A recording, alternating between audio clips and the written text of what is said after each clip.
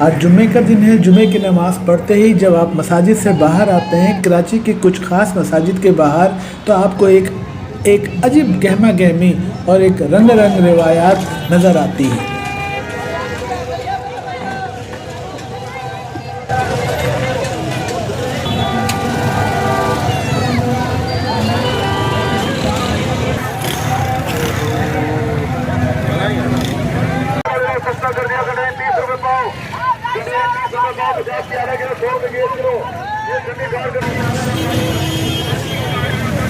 یہ ایک بازار سا لگ جاتا ہے دیکھتے ہی دیکھتے۔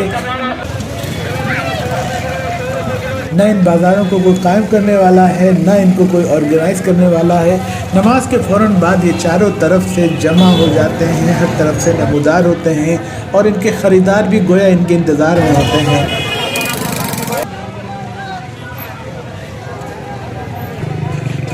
لوگ نماز کے بعد ان ٹھیلوں کو چھوڑ کر اگنور کر کے گھر جانا افورڈ نہیں کر سکتے، کیونکہ ان کی پرائز بہت کم ہوتی ہے۔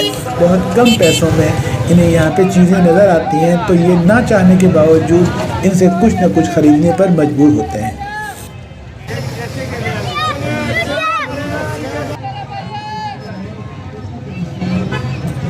جمعے کے دن کا ایک خاص منظر ہوتا ہے، جمعے کی نماز سے پہلے بھی اور جمعے کی نماز کا خاص جو بعد کا منظر ہے، ہم نے اس کو اس ویڈیو میں کور کیا ہے۔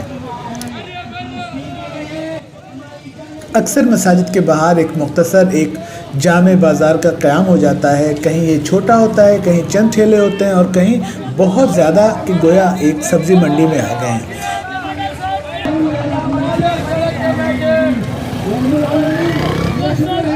یہاں سبزیاں ملتی ہیں، پھل ملتے ہیں اور روزمرہ کی دیگر ضروری اشیاء کے ٹھیلے مسجد کے باہر سج سے جاتے ہیں۔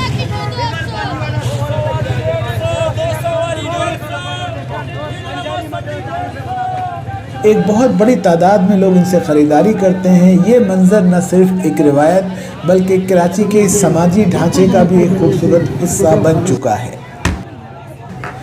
یہاں موجود ٹھیلے والے اپنی چیزوں کو کم قیمت پر فروخت کرتے ہیں تاکہ زیادہ سے زیادہ لوگ خریداری کریں اور وہ کم وقت میں اپنی ساری چیزیں بیچ کر وہاں سے جائیں۔ یہ نظام خریداروں اور بیچنے والے دونوں کے لیے فائدہ مند ہے۔ خریداروں کو تازہ اور سستی چیزیں ملتی ہیں، جبکہ بیچنے والے اپنی محنت کا صلہ جلد پا لیتے ہیں۔ لوگ یہاں خریداری کرنے کے بعد خوشی خوشی اپنے گھروں کو لوٹتے ہیں اور کسی کو اس انتظام پر کوئی اعتراض نہیں ہوتا۔ کراچی میں مساجد کا سماجی کردار بہت اہم ہے۔ کراچی کی مساجد نہ صرف عبادات کی جگہ ہیں بلکہ ان کا کردار علاقے کی سماجی اور معاشرتی زندگی میں بھی بہت اہم ہے۔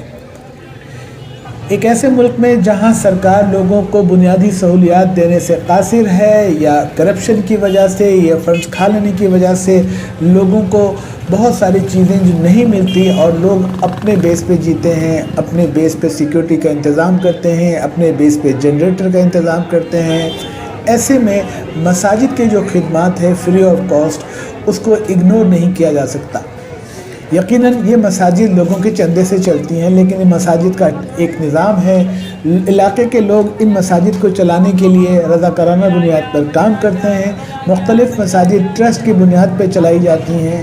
یہاں فل ٹائم اسٹاف بھی ہوتا ہے اور رضاکار بھی ہوتے ہیں، اور یہ مساجد عبادات کے ساتھ ساتھ لوگوں کو جس طرح ممکن ہو بہت ساری سہولیات بھی فراہم کرتی ہیں۔ بہت ساری مساجد میں صاف اور ٹھنڈے پانی کا انتظام ہوتا ہے۔ اگر آپ راستے میں رک کر فلٹر پانی ٹھنڈا پینا چاہتے ہیں تو آپ قریبی مسجد میں جا سکتے ہیں، جو سب کے لیے مفت ہے، اس کی کوئی قیمت نہیں لی جاتی۔ اگر آپ کو پبلک واش روم کی ضرورت پڑ جائے تو آپ آس پاس مساجد کا ہی پوچھتے ہیں اور آپ کو معلوم ہوتا ہے کہ وہاں اس کا ایک نظام ہوتا ہے۔ ان مساجد میں بچوں کے لیے قرآن اور عربی کی کلاسز بھی منعقد کی جاتی ہیں تاکہ نئی نسل دین سے جڑی رہے، اور بعض مساجد میں بنیادی کورسز کے علاوہ اعلیٰ دینی کورسز بھی آفر کیے جاتے ہیں۔